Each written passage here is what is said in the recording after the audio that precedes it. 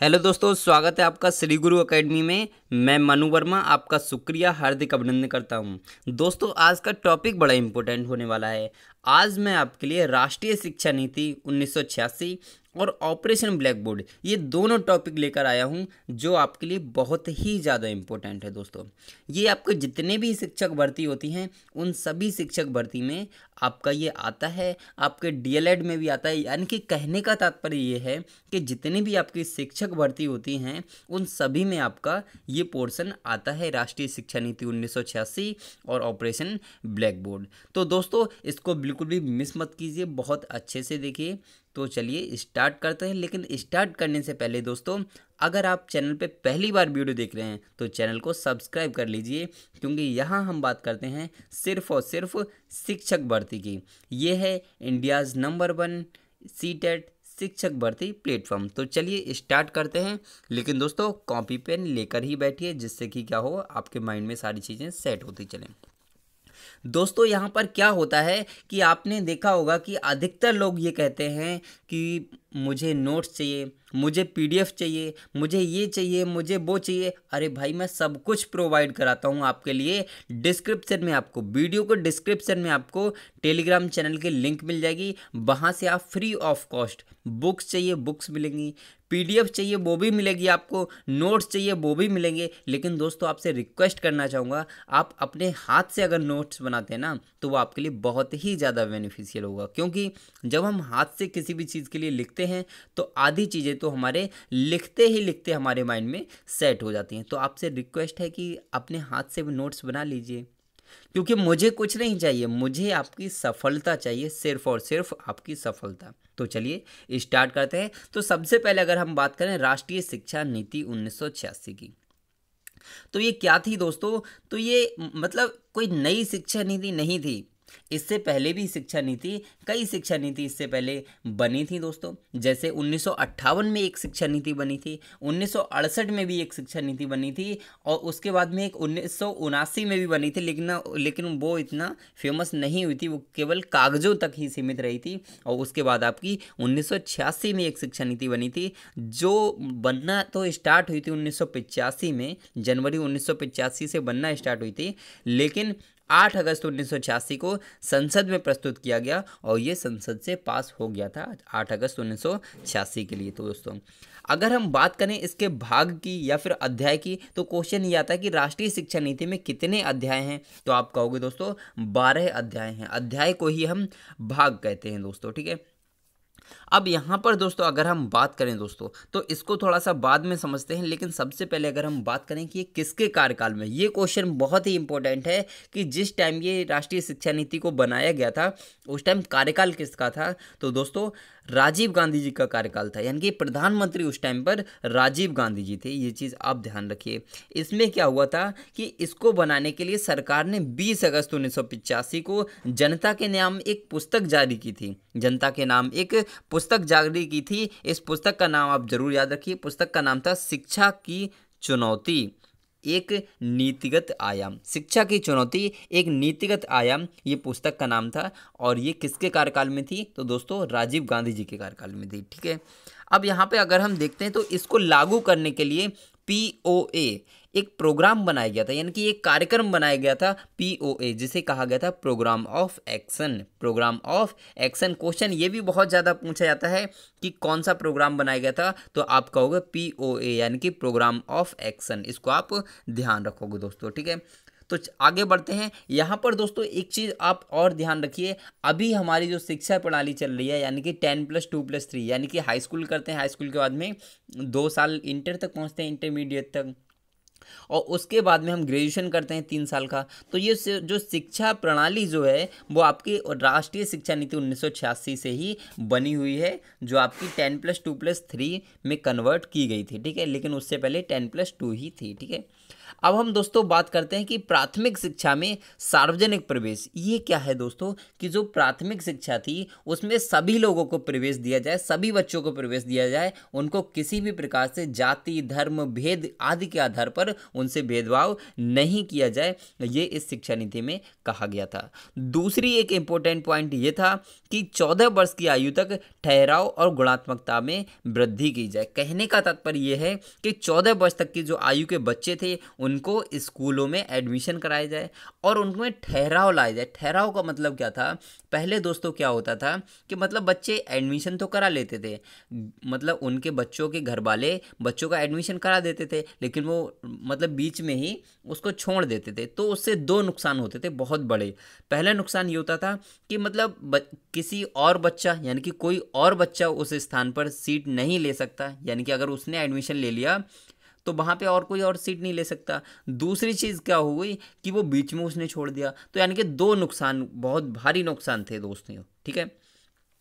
दूसरी चीज़ ये थी कि गुणात्मकता में वृद्धि की जाए, यानी कि उसकी जो गुणात्मकता है उसमें वृद्धि की जाए, उसका स्तर ऊंचा किया जाए शिक्षा का, ये बात भी कही गई थी। दूसरी चीज़ ये थी कि जो विद्यालय था, विद्यालय में पहले क्या था कि शिक्षकों की बहुत भारी कमी थी, लेकिन 1986 की शिक्षा नीति के अनुसार बताया गया कि जो शिक्षा थी वो विद्यालय में दी जाती थी और विद्यालय में कम से कम दोस्तों 2 शिक्षक होने अनिवार्य थे और 2 शिक्षकों में से एक शिक्षिका होना अनिवार्य थी, यानी कि एक लेडीज़ का होना बहुत ही अनिवार्य था। अब दोस्तों बात करते हैं इसकी कुछ मुख्य विशेषताएं थी। इसकी क्या विशेषताएं थी उनको हम यहाँ पर देखते हैं।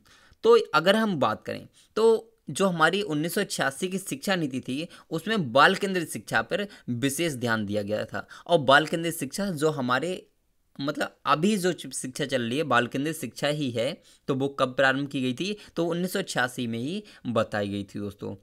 अगर हम बात करते हैं, ये मैंने आपको बता ही दिया कि जो मतलब 10+2+3 का जो प्रोफार्मा था वो उसी टाइम लागू किया गया था। दूसरा, समावेशी शिक्षा को भी 1986 की शिक्षा नीति के अनुसार ही लागू किया गया था, यानी कि सभी बच्चों को किसी भी जाति, धर्म, भेदभाव, रंग, रूप और मतलब अगर किसी का हाथ में कोई प्रॉब्लम है, कान में कोई प्रॉब्लम है, तो यानी कि कहने का तात्पर्य ये है किसी भी प्रकार किसी भी बच्चे को उसे अलग नहीं किया जाएगा, सभी को शिक्षा दी जाएगी और सभी को साथ में ही शिक्षा दी जाएगी एक साथ। ये समावेशी शिक्षा में कहा गया था 1986 की शिक्षा नीति में।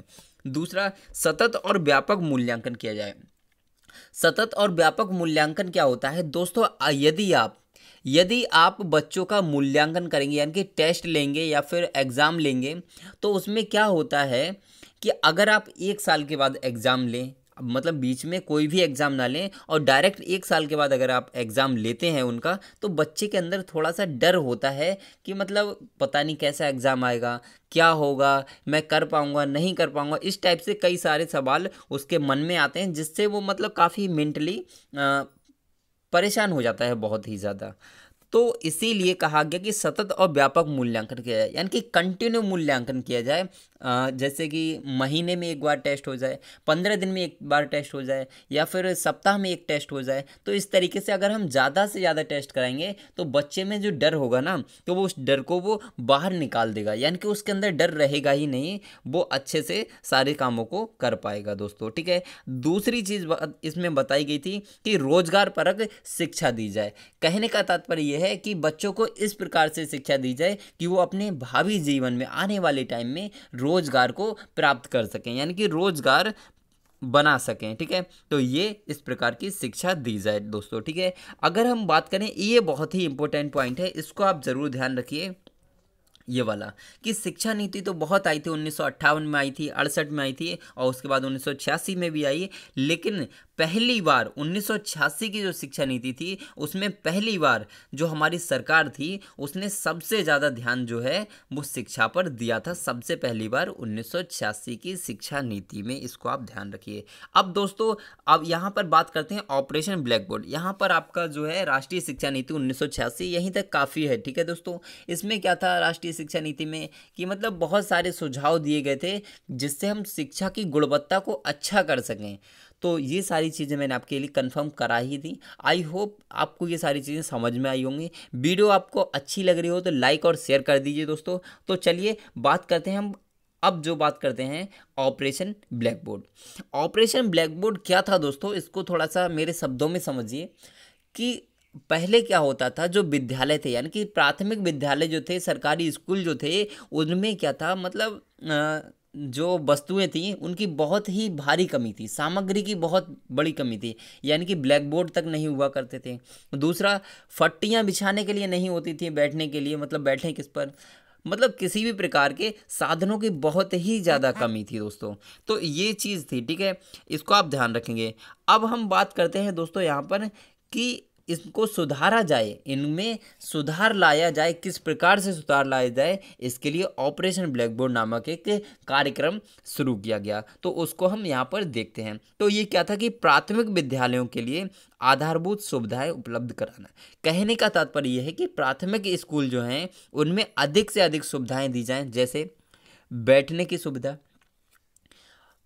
ब्लैक बोर्ड की सुविधा, लिखने की सुविधा, कॉपी पेन की सुविधा और बच्चों के ठहराव की सुविधा, यानी कि बच्चे वहाँ आ सकें ज़्यादा से ज़्यादा। तो इस प्रकार से कई सारे मतलब प्रोग्राम वहाँ पे चलाएगा ऑपरेशन ब्लैक बोर्ड के थ्रू, ठीक है। अब हम दोस्तों यहाँ पर बात करते हैं कि 1987 से 1995 तक, 1900, ये बहुत ही इंपॉर्टेंट पॉइंट है दोस्तों कि 1987 से 1995 तक यह कार्यक्रम केवल और केवल प्राइमरी स्कूल्स में चलाया गया था, लेकिन 1995 से उच्च प्राथमिक विद्यालय में भी शामिल किया गया।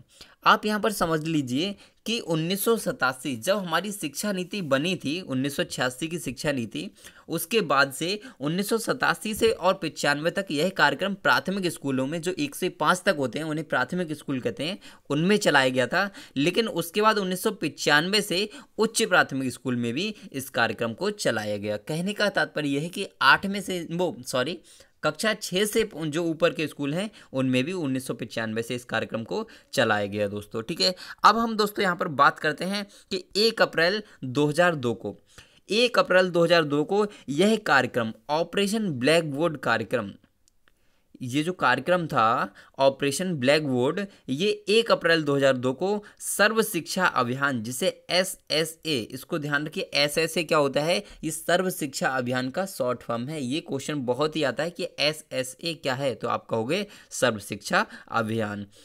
तो यहाँ पर आप ध्यान रखें कि 1 अप्रैल 2002 को यह कार्यक्रम यानी कि ऑपरेशन ब्लैक बोर्ड सर्व शिक्षा अभियान में मिला दिया गया, जिसके तहत जवाहर नवोदय विद्यालय खोले गए, जिसमें 75% ग्रामीण तथा 25% शहरी बच्चे पढ़ते हैं, जिसकी प्रवेश परीक्षा NCERT द्वारा ली जाती है। अब यहाँ पर देखिए आपके कितने क्वेश्चन यहाँ पर कवर होते हैं। पहला क्वेश्चन ये हो गया, यहीं पर अगर हम देखें तो ये वाला कि 1 अप्रैल 2002 को यह कार्यक्रम किस में मिलाया गया, पहला आ गया किस में मिलाया गया, किस कार्यक्रम में इस कार्यक्रम को मिलाया गया, तो ऑपरेशन ब्लैक बोर्ड को सर्व शिक्षा अभियान यानी कि SSA में मिलाया गया था। कब मिलाया गया था, तो 1 अप्रैल 2002 को सम्मिलित कर दिया गया था। दूसरा इंपॉर्टेंट पॉइंट ये था कि इसमें यही यानी कि यही जो कार्यक्रम था हमारा SSA, इसके तहत क्या किया गया था, तो जवाहर नवोदय विद्यालय खोले गए थे। जो आपने देखा होगा नवोदय विद्यालय की अभी जो प्रवेश परीक्षा भी होती है, बहुत अच्छे तरीके से वहाँ बच्चों को ट्रीट किया जाता है, तो आपने उनको देखा भी होगा। उसमें क्या था कि 75% यानी कि 75% ग्रामीण बच्चे होने चाहिए। उसका एक रूल है जवाहर नवोदय विद्यालय का कि उसमें 75% ग्रामीण बच्चे होने चाहिए और 25% शहरी बच्चे होने चाहिए। इससे ज़्यादा मतलब शहरी बच्चे नहीं हो सकते और इससे ज़्यादा ग्रामीण बच्चे नहीं हो सकते। और अगर हम बात करें, क्वेश्चन ये बहुत आता है कि जो हमारा जवाहर नवोदय विद्यालय है उसकी प्रवेश परीक्षा किसके द्वारा ली जाती है, तो आप कहोगे दोस्तों इसकी जो प्रवेश परीक्षा है वो आपका NCERT द्वारा ली जाती है। किसके द्वारा, NCERT द्वारा ली जाती है दोस्तों अगर आपको मेरी मेहनत अच्छी लग रही हो, कंटेंट अच्छा लग रहा हो, तो वीडियो को लाइक शेयर तो कर दीजिए ना दोस्तों। आपको PDF नोट्स बुक्स जो कुछ भी चाहिए ना, वो आप टेलीग्राम को ज्वाइन कर लीजिए। आपको वीडियो को डिस्क्रिप्शन में लिंक मिल जाएगा, फ्री ऑफ कॉस्ट। शिक्षा क्या थी, फ्री थी, फ्री है और फ्री ही रहेगी। लेकिन क्या है दोस्तों कि कुछ ऐसे लोग हैं जिन्होंने शिक्षा को एक बिजनेस बना रखा है। लेकिन दोस्तों हमारे यहाँ यानी कि श्री गुरु एकेडमी आपके लिए शिक्षा हमेशा फ्री में प्रोवाइड करता है और फ्री में ही प्रोवाइड करता रहेगा, ठीक है दोस्तों। तो आज के लिए बस इतना ही रखूँगा, लेकिन वीडियो अच्छी लगी हो तो लाइक शेयर और कमेंट कर दीजिए और चैनल को सब्सक्राइब कर लीजिए। बेल आइकन को प्रेस करना बिल्कुल मत भूलिए दोस्तों। तो आज के लिए बस इतना ही। Thank you, have a nice day.